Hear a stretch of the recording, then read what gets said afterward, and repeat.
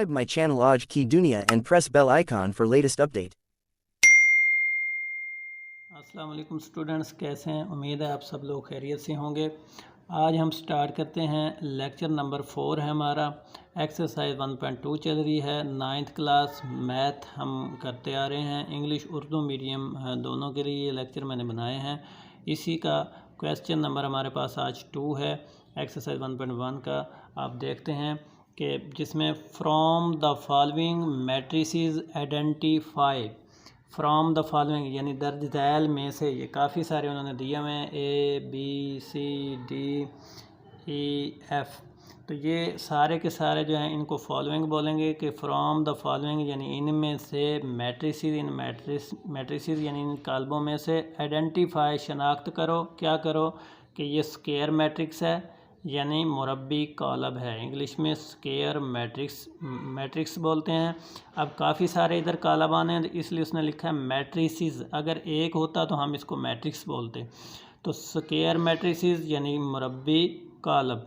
इसी तरह rectangular matrices यानी मुस्ततीली कालब इनमें से कौन से हैं, और इंग्लिश में उसे हम रेक्टेंगुलर बोलेंगे, उर्दू में मुस्ततील कहते हैं।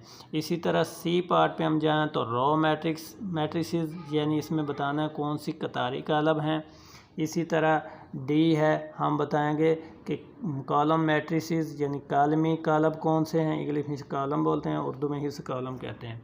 इसी तरह हम आगे ई में देखेंगे कि आइडेंटिटी मैट्रिसेस।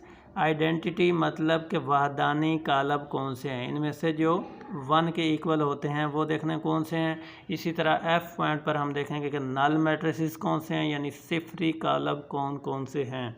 तो इस पूरे के पूरे क्वेश्चन के अंदर ये उसने पार्ट दिए हुए हैं। टोटल को तकरीबन जो है 9 पार्ट हैं, यहाँ से लेकर 1 2 3 4 5 6 7 8 9 पार्ट्स हैं। 9 पार्ट्स के अंदर हमने ये इनकी शेप को देखकर बताना है कि ये कौन कौन से मैट्रिसेस हैं इनमें से जो ऊपर उसने दिए हुए हैं। इसी तरह अब हम स्टार्ट करते हैं। देखते हैं, आपने लिखना है सॉल्यूशन। इंग्लिश मीडियम वाले, उर्दू मीडियम वाले बच्चे इसका लिखेंगे हल के बाद हम देखते हैं हमारा जो पहला पार्ट है क्वेश्चन नंबर 2 का। ये पड़ा आपका क्वेश्चन नंबर 2 है 1.2 एक्सरसाइज का।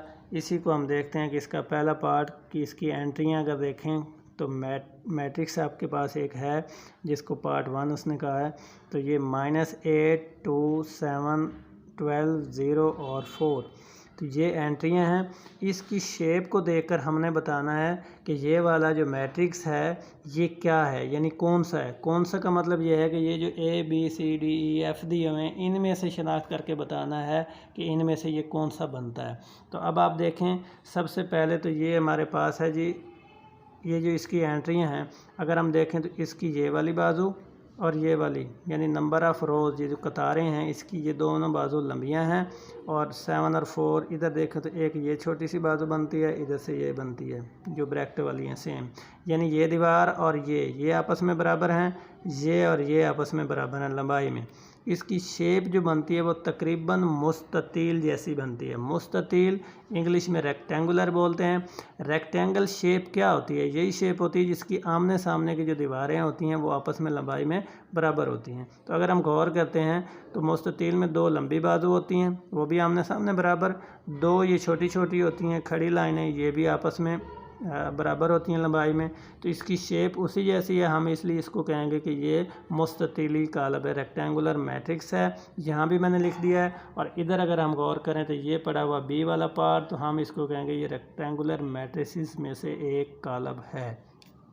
तो आपकी बुक में भी हो सकता है आंसर में यही हो कि ये मुस्ततीली कालब है, ये रेक्टेंगुलर मैट्रिक्स है। यहाँ पर मैट्रिसेस लिखा हुआ है तो मैट्रिसेस मतलब कि इन कालबों में से ही एक ये वाला पार्ट है। इसी का हम अगर दूसरा देखते हैं तो ये आप देखें कि 3 0 और 1, इसकी शेप को भी अब गौर से करो। अगर ये वाली जो पड़ी हुई है इसकी ये बाजू लंबी थी और ये लंबी थी, और ये दोनों चौड़ी थी, ये लंबाई में कम थी और ये दोनों लंबाई में ज़्यादा थी। अगर मैं इस मुस्ततीली शेप को पकड़ूं और इसको खड़ा कर दूं तो इसका मतलब ये ऐसी नहीं बन जाएगी, ये और ये आपस में लंबाई में बराबर, इसी तरह ये और ये आपस में बराबर। एंट्री हमने नहीं देखनी, यानी नंबर ऑफ़ रोज़ और नंबर ऑफ़ कॉलम की बात अभी हम नहीं कर रहे। अभी हम देख रहे हैं कि इसकी शेप कैसी बनती है, तो वो तकरीबन जो है ना मुस्ततील जैसी बनती है, तो इसलिए हम कहते हैं ये रेक्टेंगुलर मैट्रिक्स है। इसी के साथ साथ एक चीज़ और है कि इसमें देखो कि कॉलम कितने हैं। कॉलम एक है, जो ऊपर से नीचे वाली लाइनें होती हैं वो कितनी हैं, वो सिर्फ़ की सिर्फ एक है। तो हम ऐसा कोई भी मैट्रिक्स या कॉलम जिसके अंदर सिर्फ एक ही कॉलम होता है तो हम उसको कहते हैं कि ये कॉलमी कॉलम है। तो हम ये कह सकते हैं कि ये वाला जो मैट्रिक्स है ये टू टाइप का है। कैसे? एक रेक्टेंगुलर मैट्रिक्स है, दूसरा ये कॉलम मैट्रिक्स भी है। तो उर्दू वाले कहेंगे कि ये मुस्ततीली कॉलम भी है, इसकी शक्ल मुस्ततील जैसी है, और इसके साथ साथ ये कॉलमी कॉलम भी है क्योंकि इसमें कॉलम एक है। इसी का अब हम थर्ड पार्ट जो है वो नेक्स्ट पेज के ऊपर देखते हैं। एक्सरसाइज 1.2 है, क्वेश्चन 2 हम करते आ रहे हैं। इसका अब ये तीसरा पार्ट हम देखते हैं, तो जिसमें ये 6 है, -4 है, 3 और -2 है।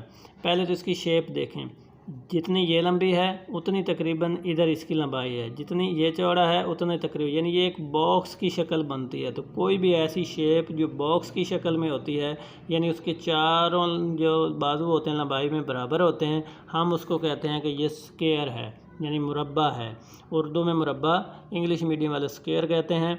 मैट्रिक्स इंग्लिश मीडियम वाले, उर्दू वाले कॉलम कहते हैं। तो हम कहेंगे कि ये मुरब्बी कॉलम है। इंग्लिश वाले कहेंगे स्क्वायर मैट्रिक्स है क्योंकि इसकी शेप वैसी है, यानी नंबर ऑफ़ रोज़ भी 2, नंबर ऑफ़ कॉलम भी 2 हैं, यानी ये बॉक्स की शक्ल जैसा है, तो इसलिए हम इसको कहते हैं कि ये हमारे पास मुरब्बी कॉलम है।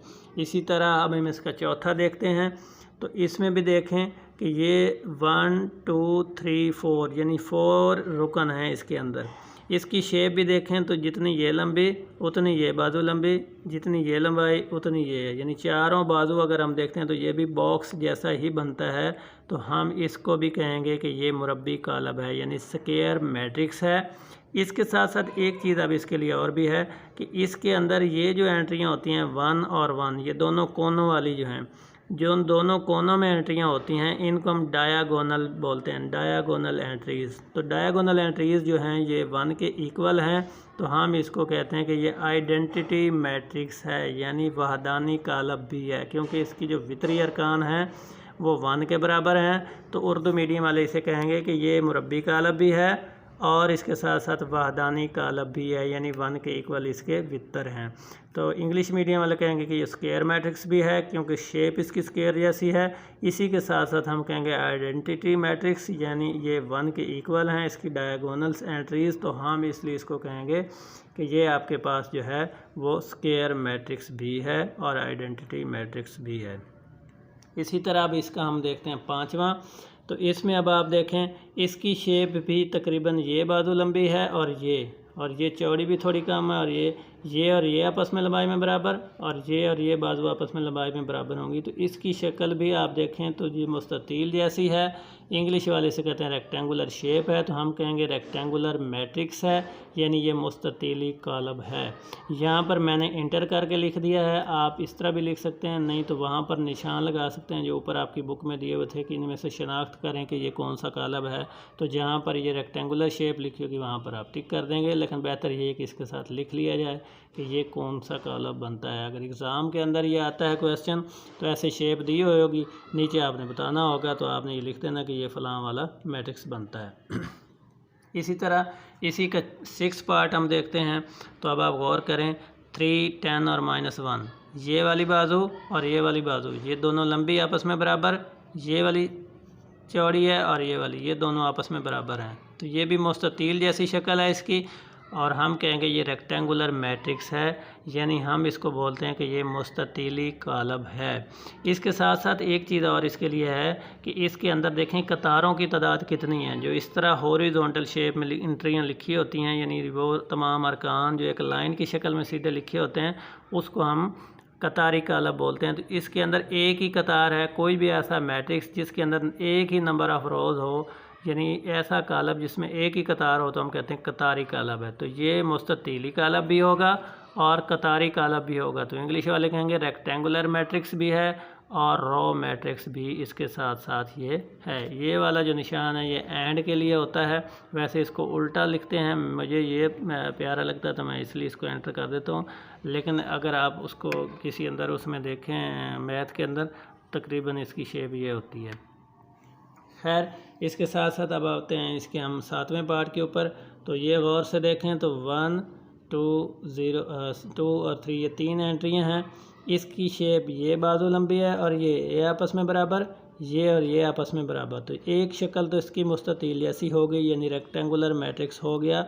ये मुस्ततीली शेप का है इसलिए मुस्ततीली कालब है। दूसरी बात यह है कि इसमें सिर्फ एक ही कॉलम है। तो कोई भी ऐसा कालब जिसमें सिर्फ एक ही कॉलम हो हम उसको कालमी कालब बोलते हैं। तो ये रेक्टेंगुलर मैट्रिक्स भी है और साथ कालमी कालब भी है।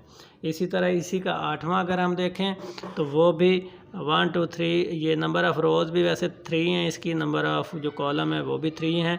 शेप देखें तो जितनी ये बाजू लंबी उतनी ये है, जितनी ये और उतनी ये है, और ये चारों तकरीबन बाजू जो हैं आपस में लंबाई में बराबर हैं। तो ये एक बॉक्स जैसी शक्ल बनती है, ये हम पहले भी एक कर चुके हुए हैं। तो इसको हम स्क्वायर बोलते हैं, उर्दू में इसे मुरब्बी कहते हैं या मुरब्बा। और मैट्रिक्स कालब यानी ये स्क्वायर मैट्रिक्स है, इसको हम मुरब्बी कालब कहेंगे क्योंकि इसकी जो शक्ल ये शेप है वो सारी की सारी मुरब्बे जैसी है, स्क्वायर जैसी है, तो इसलिए हम इसको कहते हैं स्क्वायर मैट्रिक्स है। इसी तरह इसी क्वेश्चन का अब लास्ट पार्ट देखते हैं जो कि 9वां पार्ट है, 0 0 0 0 0। एक तो इसके अंदर जो रुकन या अरकान हैं, एक हो तो रुकन बोलते हैं, ये जो अंदर लिखे हुए हैं इसके ब्रैकेट के अंदर जितनी ये लिखाइयाँ होती हैं एक को रुकन बोलते हैं, काफ़ी सारी हों तो हम उनको अरकान बोलते हैं। तो कोई भी ऐसा कालब या मैट्रिक्स इंग्लिश वाले कहते हैं जिसकी तमाम एंट्रियाँ 0 हों यानी तमाम उसके रुकन 0 हों तो वो सिफरी कालब हुआ करता है। तो अब गौर करें तो पहले तो ये बाजू एक लंबी है और एक ये, दोनों लंबाई वाली आपस में बराबर हैं। इसी तरह ये थोड़ी सी चौड़ी है और ये दोनों चौड़ाई वाली भी आपस में बराबर हैं, यानी ये अलग से हैं दो आपस में बराबर हैं, ये आमने सामने के आपस में बराबर हैं। तो एक तो ये मुस्ततीली कालब है, वही बात है कि इसकी शेप जो है मुस्ततील जैसी है, इसको हम कहेंगे कि रेक्टेंगुलर मैट्रिक्स है। एक तो ये मुस्ततीली कालब है।